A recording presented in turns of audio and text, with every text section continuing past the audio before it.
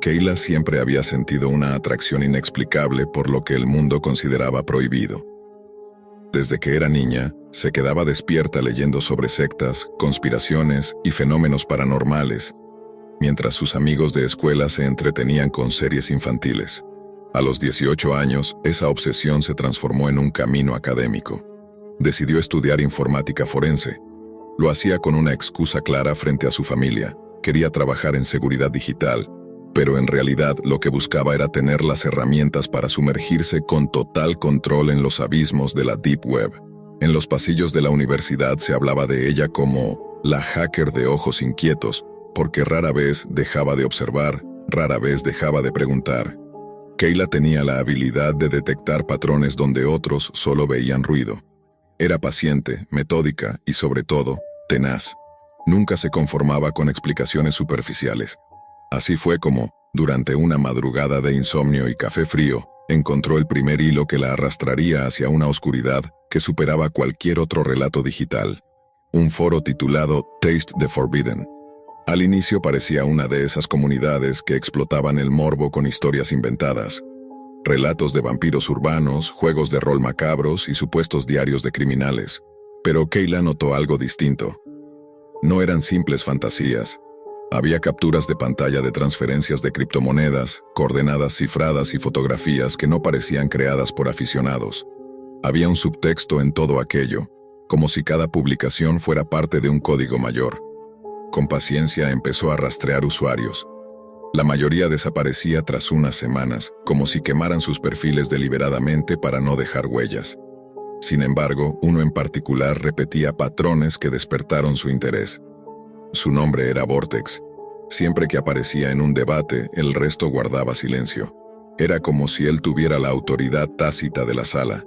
Kayla lo estudió durante meses, hasta que un día decidió dar el primer paso. Le escribió directamente.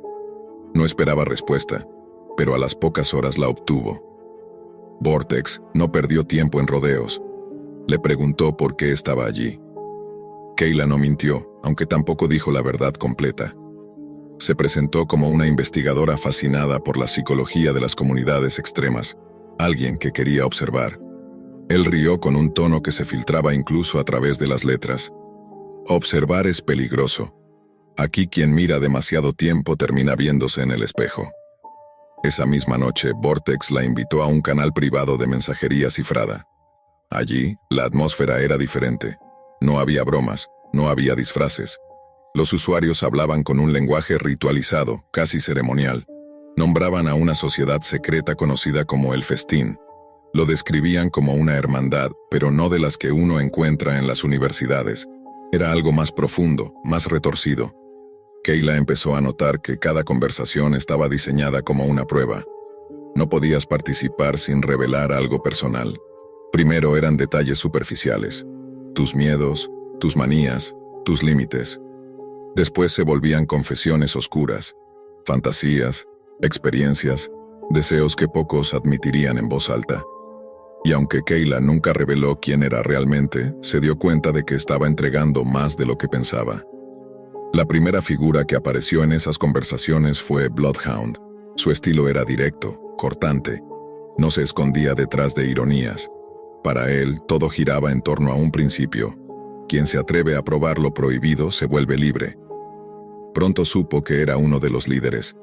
El otro, conocido como el carnicero, tenía una voz escrita diferente, pausada, casi paternal, como si intentara guiar a cada recluta paso a paso hacia la perdición. Los rituales comenzaron de manera virtual. Kayla fue testigo de reuniones en video donde las cámaras nunca mostraban rostros completos, solo sombras y máscaras improvisadas. Se escuchaban respiraciones agitadas, risas distorsionadas por filtros de audio y de vez en cuando imágenes fugaces de lo que parecían ser banquetes. Al principio pensó que era una dramatización grotesca, un performance digital para asustar a los incautos. Pero poco a poco las pruebas empezaron a adquirir un tono demasiado real. En uno de los primeros rituales a los que fue invitada, tuvo que leer en voz alta un texto encriptado que se le envió. El mensaje hablaba de devorar, de transformar el acto de comer en un pacto de poder. Mientras lo leía, los demás repetían sus palabras como un eco colectivo. Esa sensación la estremeció. Kayla sintió que ya no era una espectadora, estaba dentro. Vortex se convirtió en su guía. Era él quien la protegía de cometer errores, quien le decía cuándo hablar y cuándo callar. Con el tiempo, le confesó que todos en el festín habían pasado por pruebas físicas. No bastaba con escribir detrás de una pantalla. Para demostrar lealtad, había que dar un paso más allá.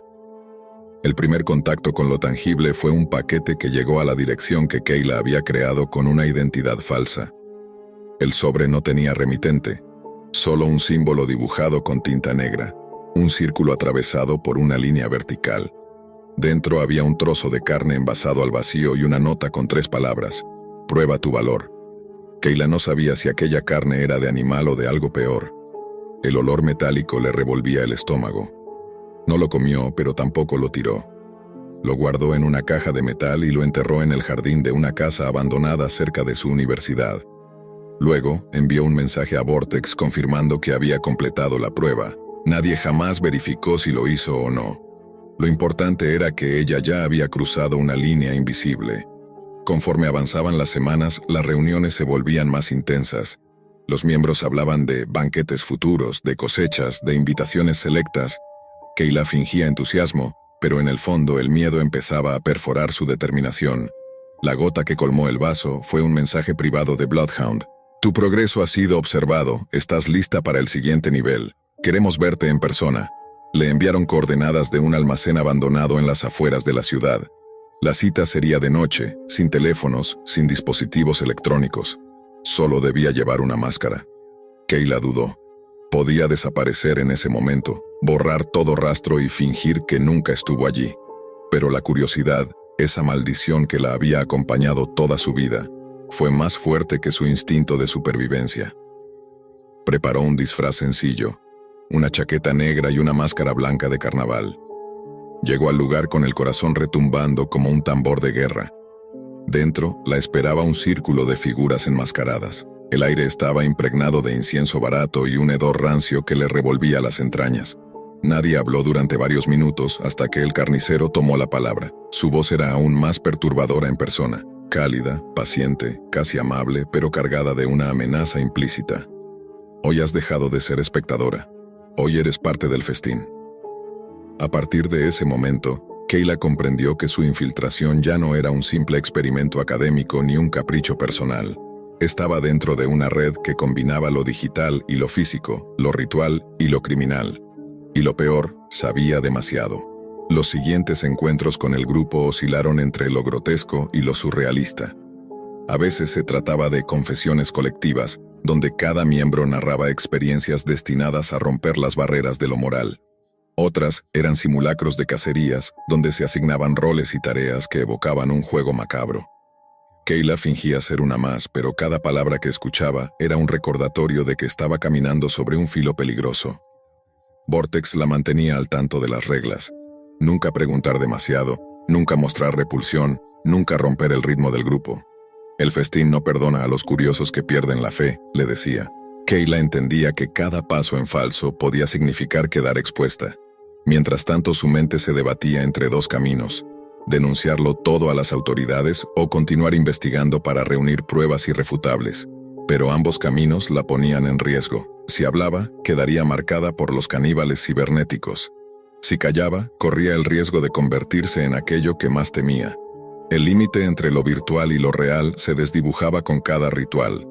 Lo que comenzó como una exploración digital se había transformado en una pesadilla tangible.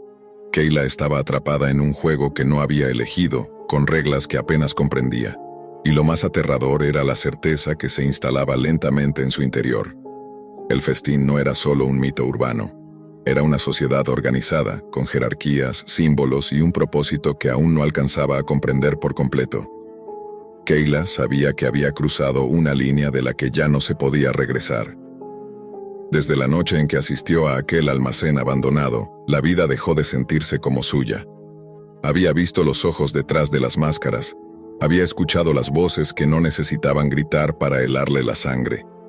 Durante los días siguientes, las reuniones se intensificaron. Cada cita era una prueba de resistencia psicológica. A veces consistía en escuchar relatos de los miembros sobre banquetes pasados. Descripciones tan gráficas que parecían diseñadas para quebrar el alma de cualquiera. Otras veces eran desafíos físicos, encierros en habitaciones oscuras, ayunos prolongados o rituales de iniciación con símbolos grabados en la piel. Kayla fingía, pero el miedo la consumía. En sus pesadillas, las máscaras del festín se multiplicaban y siempre había una figura que la observaba en silencio: el carnicero. Era como si supiera que ella no pertenecía a ese lugar, como si estuviera esperando el momento exacto para desenmascararla. El dilema la perseguía de día y de noche. ¿Debía acudir a la policía? Sabía que si lo hacía, tendría que revelar detalles sobre su propia infiltración, sobre sus accesos ilegales a la Deep Web.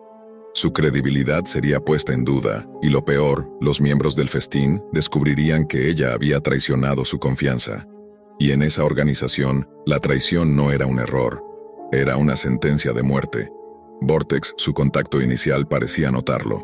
Una noche, mientras conversaban a solas en el chat cifrado, le escribió: «No intentes engañarlos, el festín huele el miedo, y si lo huelen en ti, no tendrás dónde correr». Esas palabras quedaron grabadas en su mente como una advertencia y como una amenaza. ¿Vortex la estaba protegiendo o estaba vigilándola? Ya no lo sabía. El siguiente paso fue más perturbador que todo lo anterior. Kayla recibió una nueva invitación, pero esta vez no a un almacén improvisado, sino a lo que ellos llamaban la Sala de los Ecos. Era un sótano bajo una casa aparentemente normal en las afueras de la ciudad. Desde afuera parecía una vivienda cualquiera, con cortinas cerradas y un coche viejo estacionado en la entrada. Pero al cruzar el umbral, Kayla sintió que estaba descendiendo a otro mundo.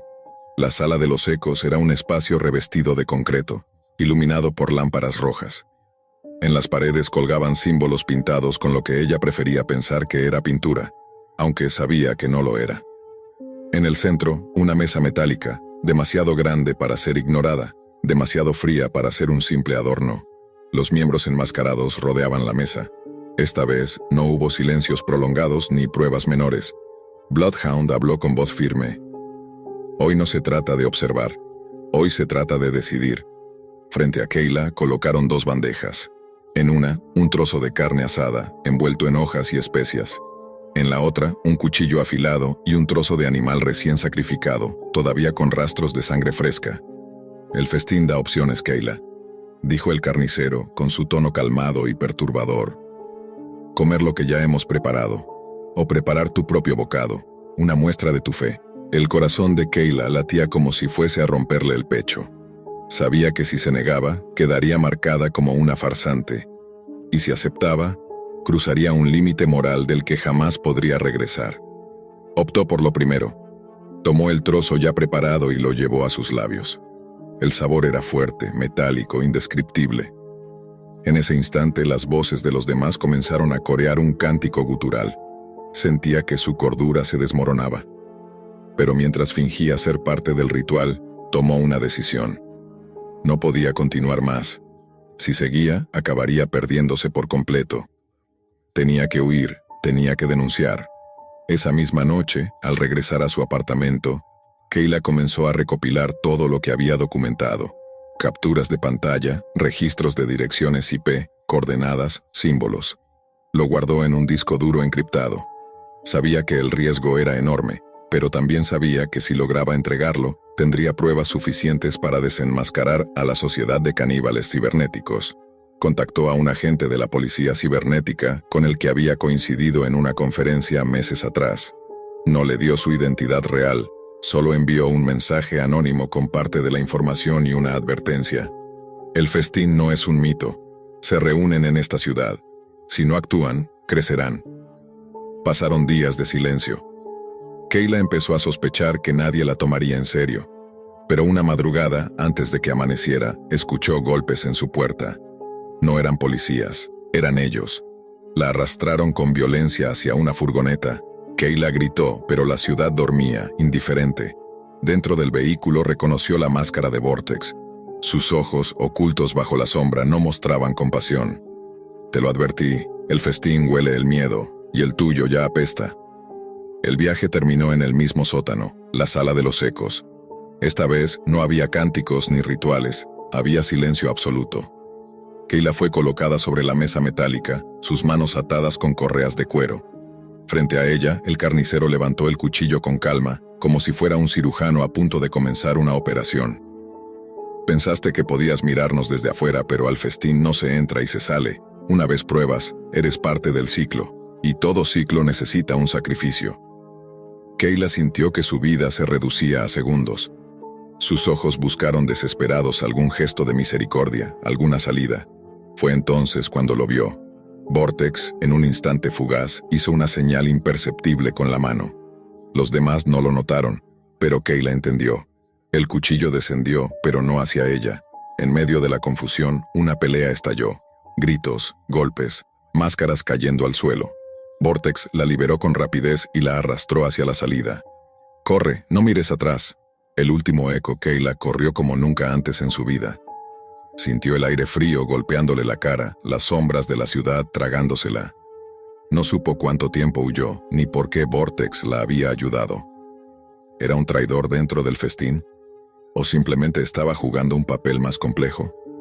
Nunca lo sabría. Días después, cuando por fin reunió el valor para revisar las noticias, encontró un titular inquietante. Incendio en almacén industrial deja varios muertos. Las autoridades investigan. No había menciones al festín, ni a rituales, ni a caníbales. Solo un incendio, un accidente más en una ciudad acostumbrada a olvidar. Kayla sabía la verdad. Sabía que el festín seguía existiendo, que quizás se había fragmentado, pero que sus raíces eran demasiado profundas para extinguirse. Lo peor era que, aunque había escapado, no podía librarse de la marca. Cada vez que cerraba los ojos, el cántico resonaba en su mente, recordándole que había probado lo prohibido. Y en el silencio de la noche, cuando el insomnio regresaba, Kayla se preguntaba algo que la atormentaba más que cualquier amenaza. ¿Y si, en el fondo, una parte de ella había disfrutado del festín?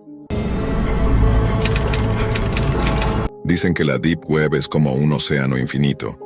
Lo que conocemos en la superficie apenas es una delgada capa de espuma, mientras que debajo se esconde un mundo oscuro, denso y asfixiante. Un universo paralelo al que no cualquiera se atreve a entrar, pero que quien lo hace nunca vuelve a mirar la red de la misma manera. Allí, en esa profundidad digital donde el anonimato es ley y el miedo se convierte en moneda, nació una figura que se haría célebre entre los más perversos rincones del Internet clandestino.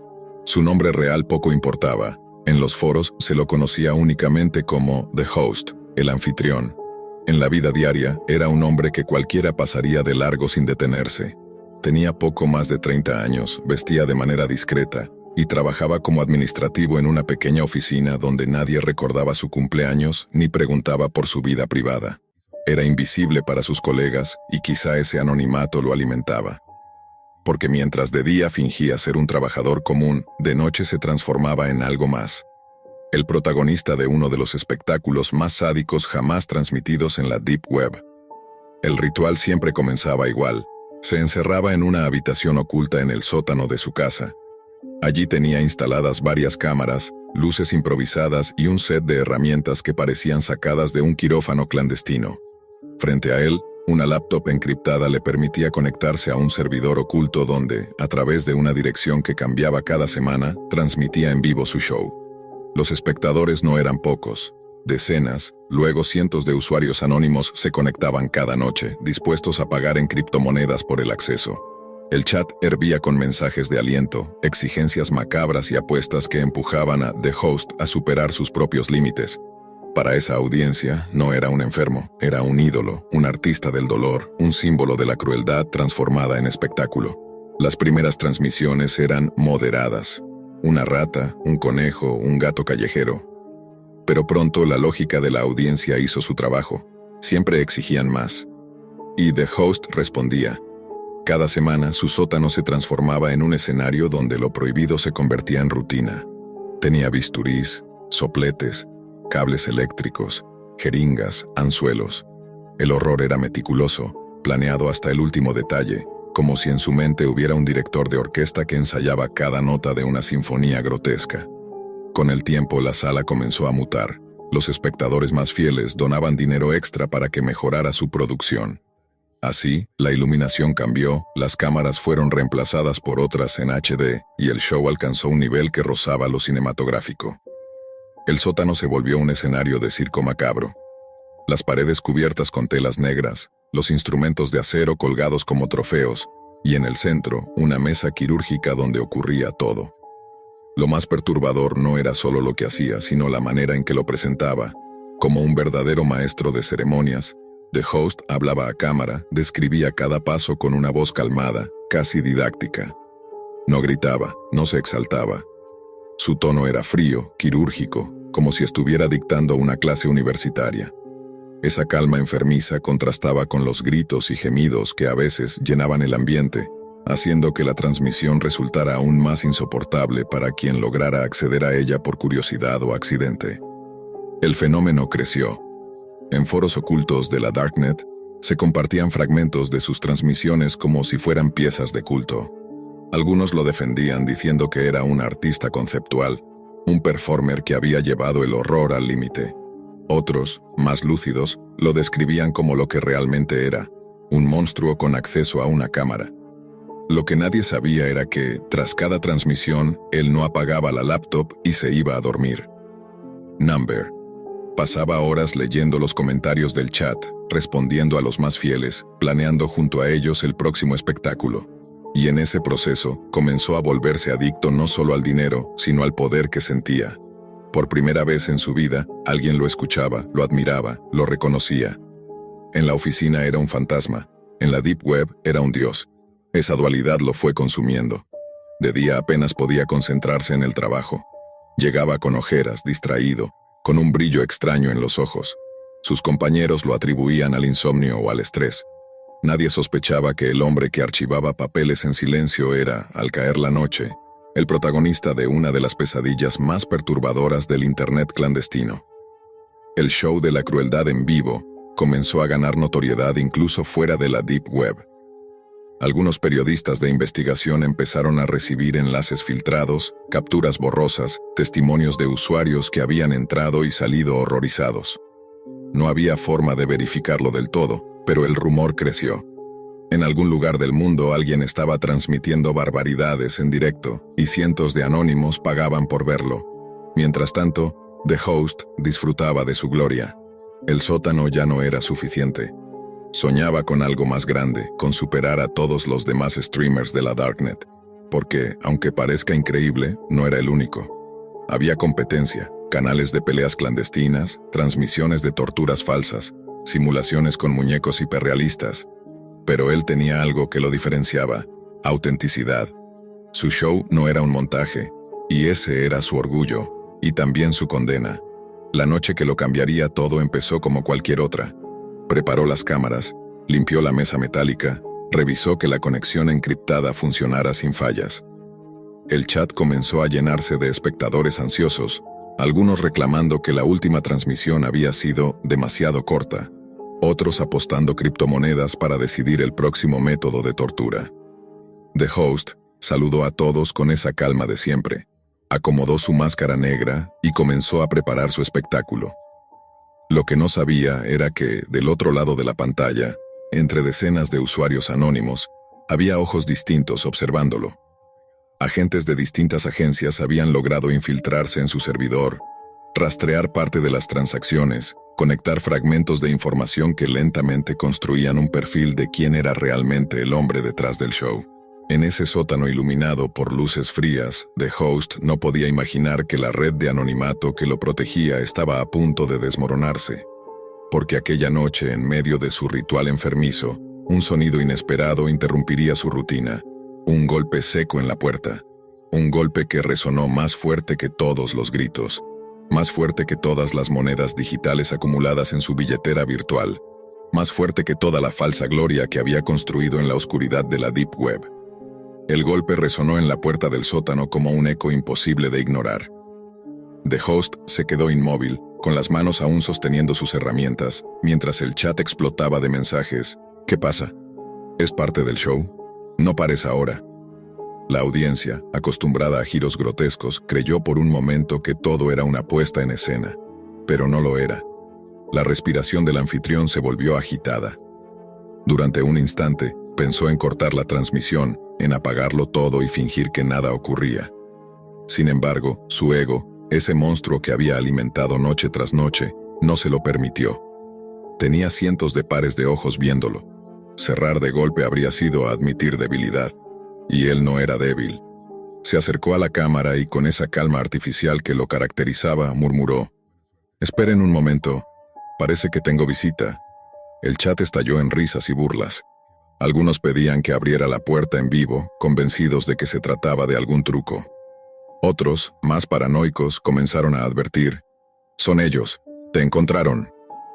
El segundo golpe fue aún más fuerte, acompañado de un crujido metálico. Y entonces lo supo. No era un vecino curioso, ni un error. Era algo mucho más serio. Su mente comenzó a repasar, a toda velocidad, cada detalle de sus medidas de seguridad. Había usado VPNs en cadena, servidores encriptados, criptomonedas mezcladas en pools imposibles de rastrear. Se había convencido de que era intocable. Pero esa puerta temblando frente a él demostraba que estaba equivocado. Con la garganta seca, caminó hasta un rincón del sótano y apretó un interruptor oculto bajo la mesa. Las luces se apagaron de golpe, dejando la escena apenas iluminada por la pantalla de la laptop. La transmisión seguía activa. El rostro cubierto de The Host era ahora un fantasma entre sombras. El chat enloquecía. «No pares, cabrón, sigue. Esto es mejor que Netflix. Te van a atrapar, sal de ahí ya». Pero él no respondió. Su mente estaba en otra cosa, en la mochila escondida bajo el suelo falso, en el disco duro externo que debía destruir, en el teléfono sin chip donde guardaba números cifrados. Cada movimiento era calculado, pero al mismo tiempo torpe, porque las manos le temblaban. El anfitrión que había mostrado siempre un dominio absoluto sobre su escenario, ahora parecía un niño acorralado en un rincón oscuro. Los golpes en la puerta cesaron de repente. El silencio fue peor, porque en ese vacío podía escuchar su propio corazón retumbando en los oídos. Y entonces, desde arriba, llegaron ruidos sordos, pasos pesados recorriendo la casa, múltiples sombras moviéndose en la planta superior. La paranoia lo golpeó con fuerza. ¿Cómo habían llegado hasta él? ¿Quién lo había delatado? Quizá un usuario infiltrado en el chat. Tal vez algún pago que no pasó desapercibido. ¿O acaso, simplemente, la arrogancia de haber creído que podía construir un imperio de horror sin dejar huellas? Mientras pensaba, los espectadores seguían allí. Algunos incluso apostaban en tiempo real si saldría vivo de esa situación, enviando mensajes con cantidades absurdas de criptomonedas. Era como si su vida, su caída inminente, se hubiera convertido en el espectáculo definitivo que tanto habían esperado. Y él lo sabía. Miró la cámara, respiró hondo y con voz grave dejó escapar una frase que heló la sangre de todos. «Si esto es el final, ustedes también serán testigos». El cursor titilaba en la laptop, los mensajes llegaban a una velocidad imposible de leer y la transmisión se convirtió en una ventana de tensión insoportable. Arriba, las pisadas se detuvieron. Un nuevo golpe estremeció la puerta del sótano, más fuerte, más cercano, como el preludio de lo inevitable. The Host apretó los dientes, giró hacia la mesa metálica y recogió uno de sus instrumentos favoritos, no para el show, sino para lo que pudiera pasar después. El sótano se había transformado en una trinchera, el espectáculo en una guerra silenciosa, y la audiencia en jueces invisibles que no parpadeaban frente a la pantalla. El golpe final estaba a punto de llegar. El sótano estaba en penumbras. La laptop aún transmitía en vivo. El chat rebosaba de mensajes frenéticos, y el hombre detrás de la máscara respiraba como si tuviera un ejército invisible frente a él. Los golpes en la puerta se intensificaron. El marco metálico cedía poco a poco, con un chirrido que anunciaba lo inevitable. Por un instante pensó en huir por el pasadizo de emergencia que había diseñado meses atrás. Una salida estrecha detrás de una estantería, conectada a un túnel improvisado que conducía al patio trasero. Pero era demasiado tarde. Los pasos en la planta superior se multiplicaban, las linternas atravesaban las rendijas del suelo, y el sonido de botas golpeando madera lo confirmaba. Estaba rodeado. El tercer golpe derribó la puerta. Una ráfaga de luz cegadora inundó el sótano, seguida de gritos firmes y la silueta de hombres armados. «¡Policía, al suelo!». El anfitrión levantó el bisturí como si fuera un arma. La escena, transmitida en vivo, parecía sacada de una película. Un hombre enmascarado, iluminado por focos, enfrentando a un escuadrón real de agentes que descendía como sombras uniformadas. El chat se volvió una lluvia de mensajes incomprensibles. Algunos pedían que dispararan, otros rogaban que no cortaran la transmisión. No hubo oportunidad de resistencia. En segundos, lo redujeron contra el suelo, esposado, rodeado de armas apuntándole a la cabeza. El bisturí rodó por el piso metálico, tintineando hasta detenerse frente a la cámara. La transmisión siguió activa unos segundos más, mostrando cómo un agente apagaba la laptop de un manotazo. Fue el último frame, un close-up del filo brillante en la oscuridad. La noticia recorrió el mundo. Lo que durante meses había sido un rumor en foros ocultos se transformó en un hecho confirmado. La policía había atrapado a un streamer clandestino acusado de organizar espectáculos de crueldad en la Deep Web. Los titulares de los diarios eran demoledores. El carnicero del stream, la pesadilla en directo, el show de la crueldad en vivo, desmantelado. El juicio fue rápido. Las pruebas eran abrumadoras. Discos duros con horas de grabaciones, transacciones millonarias en criptomonedas, registros de chats donde los usuarios le pedían actos cada vez más atroces. Incluso había donaciones etiquetadas con mensajes como «Más fuego la próxima vez», «Usa cadenas», «Trae algo grande». Los fiscales lo pintaron como un monstruo que había encontrado en la red clandestina el escenario perfecto para dar rienda suelta a su sadismo. La defensa apenas pudo alegar que sufría trastornos mentales, pero nada podía borrar lo que las grabaciones mostraban. Un hombre que hablaba con calma quirúrgica mientras la sala se convertía en un teatro del dolor. Las imágenes fueron suficientes para que el jurado deliberara poco. La sentencia fue clara: cadena perpetua sin posibilidad de libertad condicional. En prisión, el anfitrión se convirtió en un paria incluso entre criminales. En los pasillos, los demás reclusos lo señalaban con asco. Para ladrones, asesinos y narcotraficantes, él no era un igual. Era algo peor. Un monstruo. Lo golpeaban, lo escupían, lo mantenían aislado para evitar que lo mataran en un arrebato colectivo. Las noches eran peores. Encerrado en una celda fría, lo perseguían los gritos de sus víctimas, aunque ya no tenía cámaras ni público. Su show había terminado, pero los fantasmas permanecían. Algunos guardias juraban escucharlo hablar solo, murmurando frases al aire como si aún estuviera frente a una audiencia invisible. «Bienvenidos al espectáculo», susurraba en la penumbra. «Hoy veremos hasta dónde puedo llegar». Pero ya no había espectadores, ni aplausos, solo silencio. Los foros de la Deep Web estallaron tras su captura.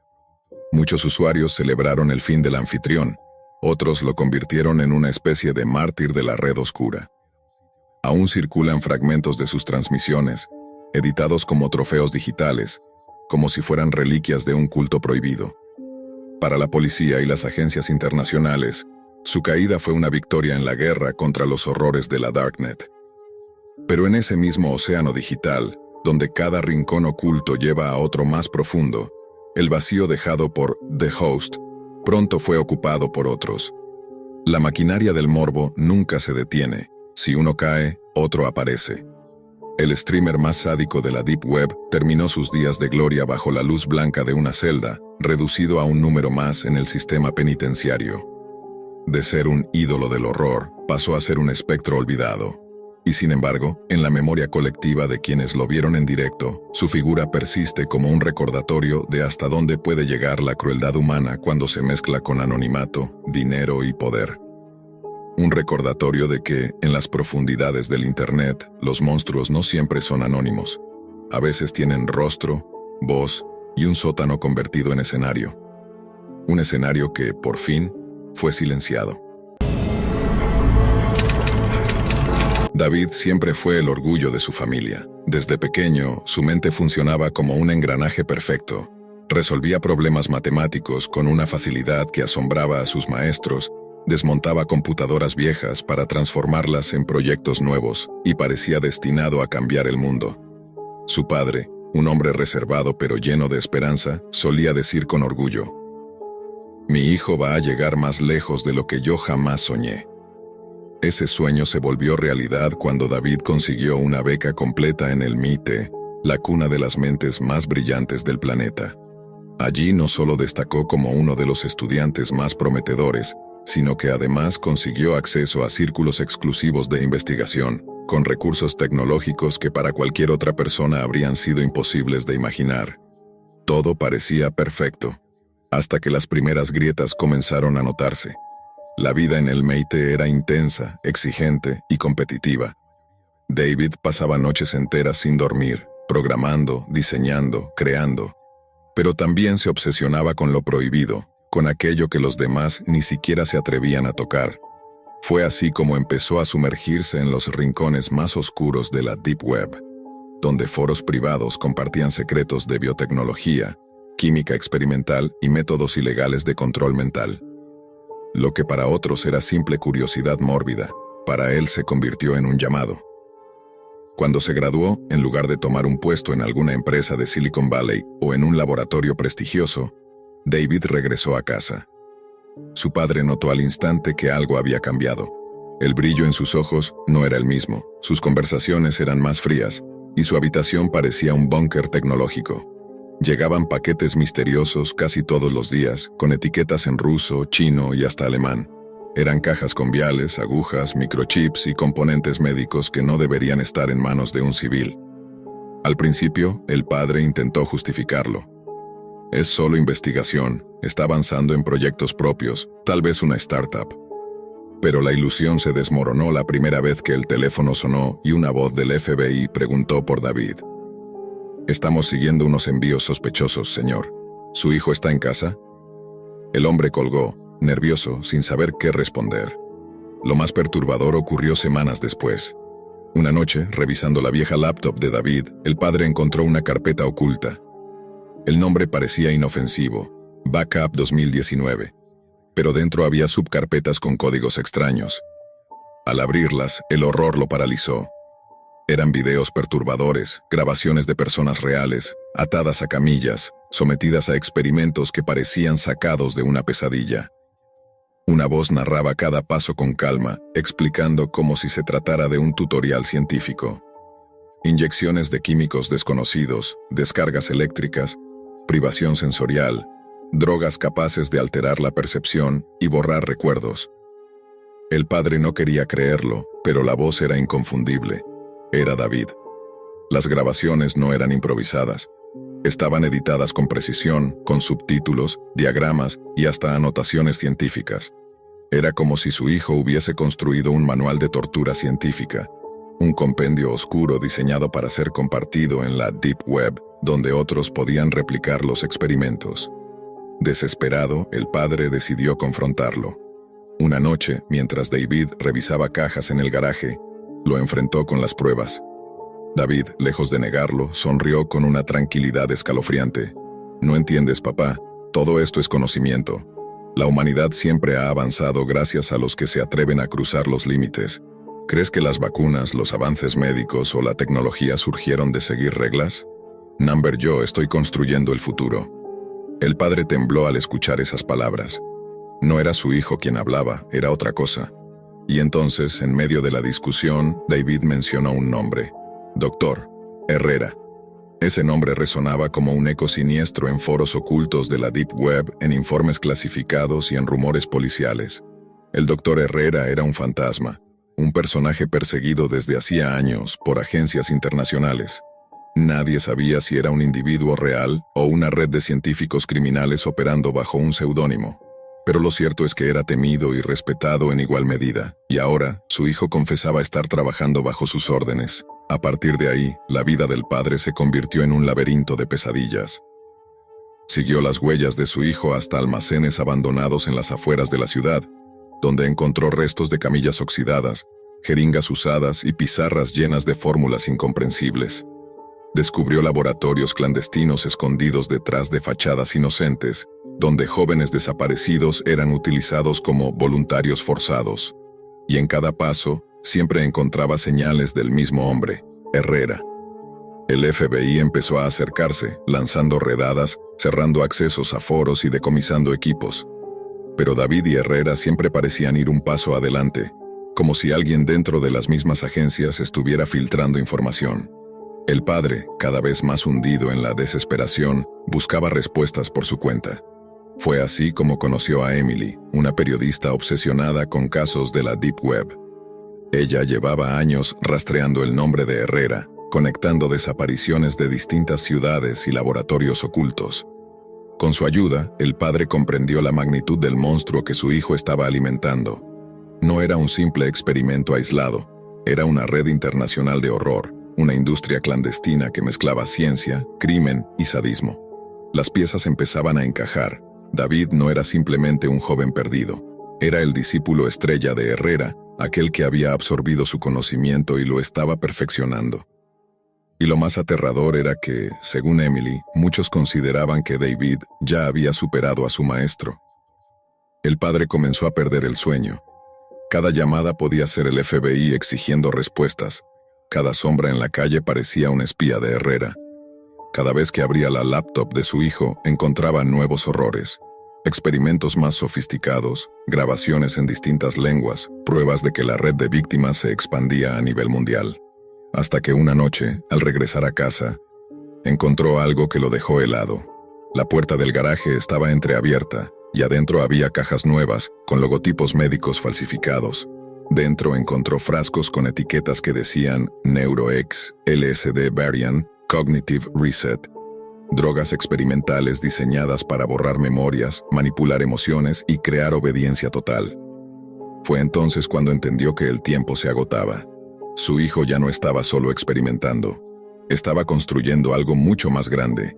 Un ejército de mentes controladas, esclavos biológicos al servicio de un monstruo en las sombras. Y en medio de esa pesadilla, una pregunta lo destrozaba por dentro. ¿Hasta dónde estaría dispuesto a llegar para detener a su propio hijo? El padre ya no podía dormir. Cada rincón de la casa se había transformado en un recordatorio de que su hijo no era el mismo muchacho que había criado. Las paredes del garaje impregnadas de olor químico, las cajas apiladas con etiquetas que nunca se repetían, los discos duros escondidos entre ropa sucia. Todo se había vuelto parte de un escenario criminal que lo perseguía día y noche. Emily, la periodista, le advirtió que quedarse quieto era un error. Si seguimos esperando, David avanzará tanto que ya no habrá manera de detenerlo. Lo que hoy son pruebas con unos pocos. Mañana serán cientos, quizá miles de personas convertidas en marionetas. El padre se negó al principio. Denunciar a su propio hijo era un tormento demasiado grande, pero pronto se dio cuenta de que el tiempo jugaba en su contra. Las desapariciones aumentaban en las noticias locales. Jóvenes sin rastro en campus universitarios, indigentes que nunca regresaban a los refugios, inmigrantes invisibles que parecían haberse desvanecido. Todos ellos formaban parte de un patrón que solo alguien atento a la Deep Web podía notar. Emily compartió con él un hallazgo estremecedor. En foros ocultos circulaban videos donde la voz de David explicaba con frialdad cómo inducir estados de obediencia absoluta. Era como un curso en línea, con capítulos numerados, referencias científicas y hasta recomendaciones sobre dosis exactas. Y aunque los videos estaban disfrazados como material académico, la verdad era imposible de ocultar. Eran manuales de esclavitud mental. Lo más inquietante es que no estaban subidos de manera aislada. Se transmitían en vivo desde servidores ocultos, lo que significaba que en algún lugar, en tiempo real, había personas sufriendo lo que David narraba. La investigación los llevó hasta un almacén abandonado en las afueras de Boston. La fachada estaba deteriorada, pero en su interior encontraron cámaras, jaulas metálicas y restos de equipos médicos de última generación. Allí también había pizarras llenas de fórmulas y diagramas, firmadas con un nombre, Herrera. Fue en ese lugar donde el padre encontró la primera prueba física de que su hijo ya no trabajaba solo. En un rincón del almacén había fotos impresas con rostros de hombres y mujeres de distintas edades. Cada imagen estaba marcada con números, códigos y una palabra escrita a mano. Candidatos. Emily temblaba al verlas. «Esto es un catálogo de víctimas», susurró. «Herrera y tu hijo están eligiendo a quién quebrar, a quién convertir en su experimento». La desesperación del padre lo llevó a tomar una decisión: infiltrarse en la misma red donde David operaba. Con la ayuda de Emily comenzaron a rastrear accesos, direcciones IP disfrazadas y servidores espejo. Cada clic los llevaba más profundo, hasta llegar a un sitio al que solo podían entrar quienes eran invitados personalmente. Allí, cientos de usuarios anónimos discutían sobre biotecnología prohibida, manipulación neuronal y tráfico de químicos. Entre todos los mensajes, uno resaltaba en la pantalla con un resplandor inquietante.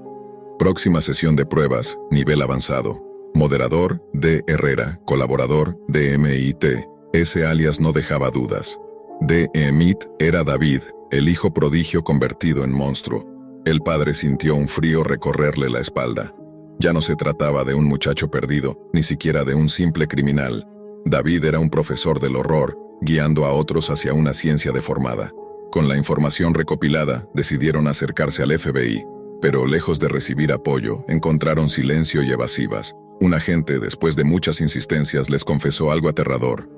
Sabemos lo que Herrera está construyendo. Sabemos quién es su hijo. Pero entiendan, hay fuerzas arriba que prefieren que esto siga oculto. No podemos protegerlos si se meten más en esto. Esa frase los dejó marcados. Si las autoridades estaban atadas o cómplices, ¿a quién recurrir? A partir de entonces, Emily y el padre comenzaron a actuar por su cuenta.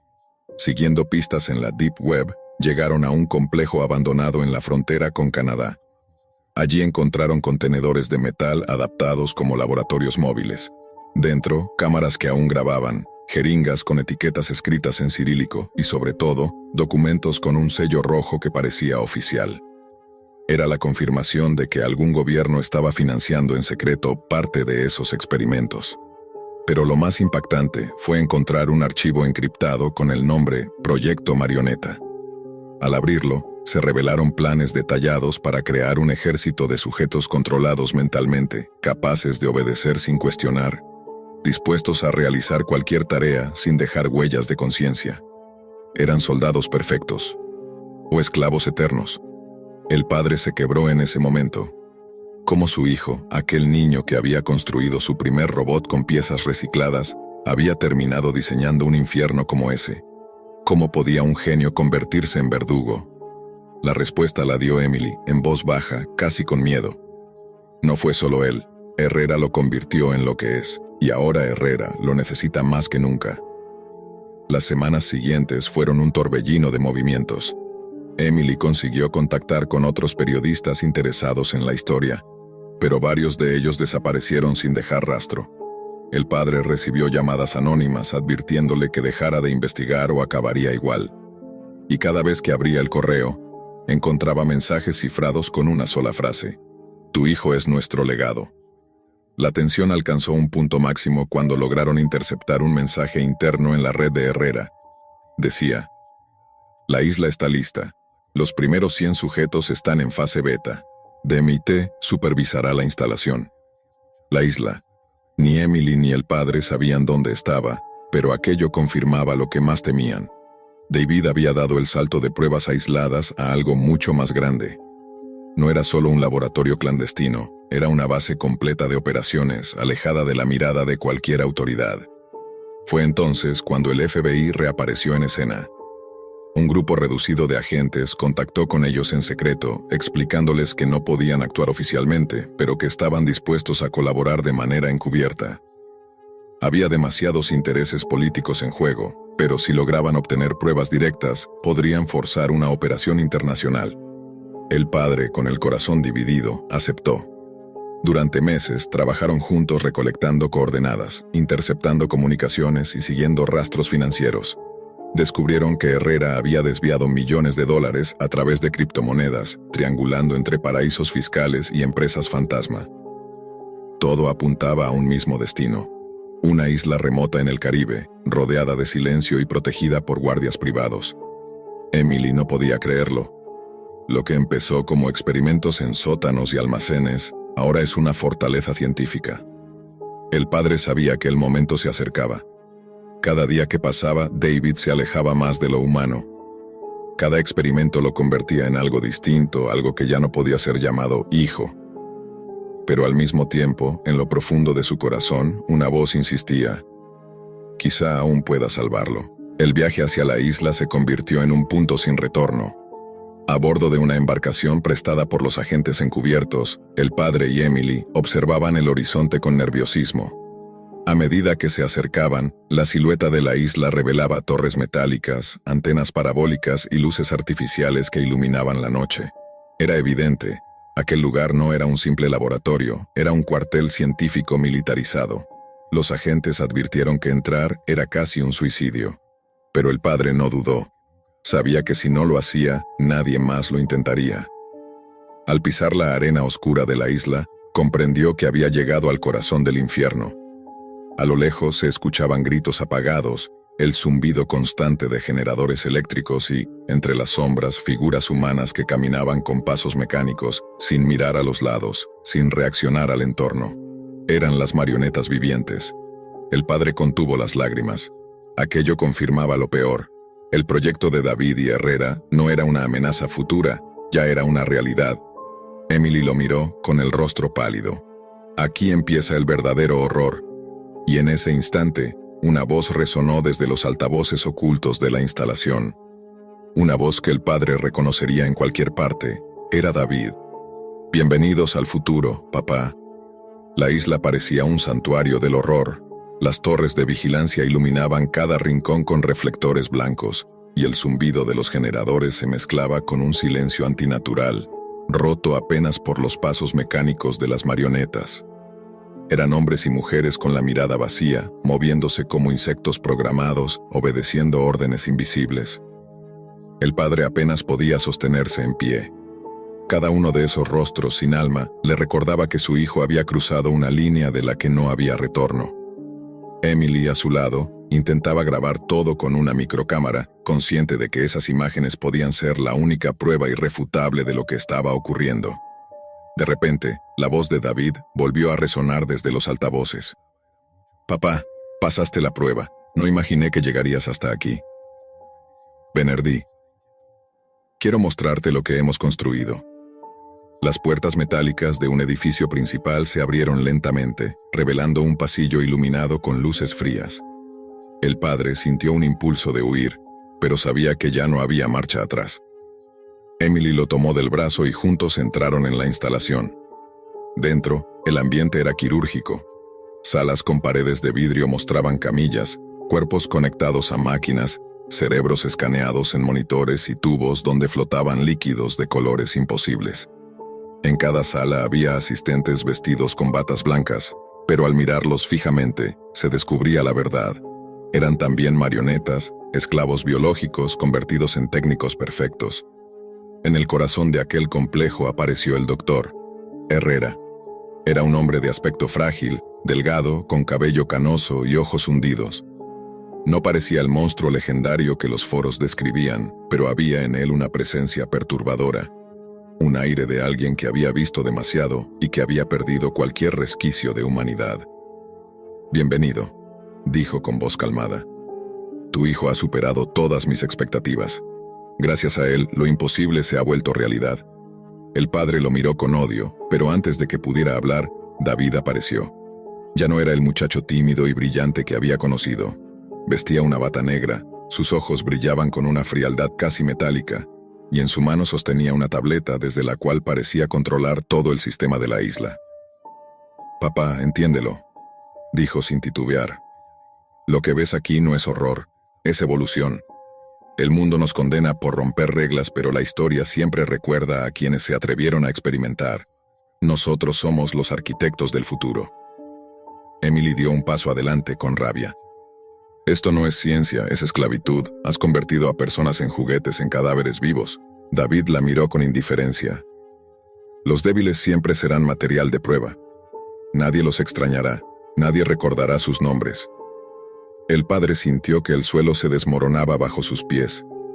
Reconocía la voz, reconocía el rostro, pero el alma de su hijo ya no estaba allí. Era como si Herrera hubiese arrancado la esencia de aquel muchacho para reemplazarla con una ideología podrida. Entonces ocurrió lo inevitable. El padre, entre lágrimas, sacó la pistola que uno de los agentes encubiertos le había entregado antes de partir hacia la isla. La apuntó directamente a Herrera. «Tú lo destruiste. Tú lo convertiste en esto». El doctor apenas sonrió. «Yo solo mostré el camino. Él decidió seguirlo». Con un disparo seco, Herrera cayó al suelo. El eco del balazo retumbó en todo el complejo, pero lo que vino después fue peor. Las marionetas comenzaron a agitarse, como si hubieran perdido su conexión principal. Se golpeaban contra las paredes, gritaban, algunos se desplomaban convulsionando. Era el caos absoluto. David lanzó un grito de furia. No tenías derecho, él era la clave. En ese momento el padre entendió lo que debía hacer. Apuntó el arma hacia su propio hijo. Las lágrimas le nublaban la vista, pero la decisión estaba tomada. Lo siento, hijo. Perdóname. David no suplicó, solo abrió los brazos como aceptando el destino. No puedes detener lo que ya comenzó. Aunque me mates, mi legado vivirá. El disparo resonó como un trueno. David cayó al suelo, su cuerpo convulsionó y luego quedó inmóvil. El silencio posterior fue insoportable. Emily se cubrió el rostro, llorando. El padre dejó caer el arma y se arrodilló junto al cuerpo de su hijo, sollozando como nunca antes. Pero la pesadilla aún no había terminado. Las pantallas alrededor se encendieron de golpe. En ellas apareció el rostro de Herrera, vivo, sonriente. ¿De verdad creíste que sería tan fácil? ¿Que un simple disparo acabaría conmigo? Yo soy una idea, un sistema. Mientras exista la Deep Web, mientras existan mentes dispuestas a aprender, yo seguiré vivo. El padre miró horrorizado el cadáver de David. La tableta en sus manos aún estaba encendida, mostrando un mensaje programado. Fase 2 activada, transferencia en curso. De repente, las luces del complejo parpadearon. Nuevos servidores comenzaron a encenderse, revelando que todo estaba automatizado. La mente de David, sus investigaciones y su legado ya habían sido subidos a la red. Aunque el cuerpo yacía sin vida, su conocimiento, sus experimentos y sus horrores ya estaban distribuidos en miles de servidores imposibles de rastrear. Emily lo comprendió al instante. No lo detuviste, solo lo multiplicaste. El padre, destrozado, abrazó el cuerpo de su hijo mientras el complejo entero se sacudía con explosiones. Los agentes encubiertos habían activado la orden de destrucción de la isla, y no había tiempo para escapar. En sus últimos momentos de lucidez, mientras el fuego consumía las instalaciones, el padre cerró los ojos y susurró. Perdóname, hijo. Algún día alguien acabará con esto. La isla estalló en llamas, tragándose los restos de la obra de David y Herrera. Sin embargo, en algún rincón del mundo, en una pantalla anónima, un nuevo mensaje apareció en un foro oculto. Lección 01. El futuro de la mente humana. Instructor, DMIT. La pesadilla apenas había comenzado. Sabía,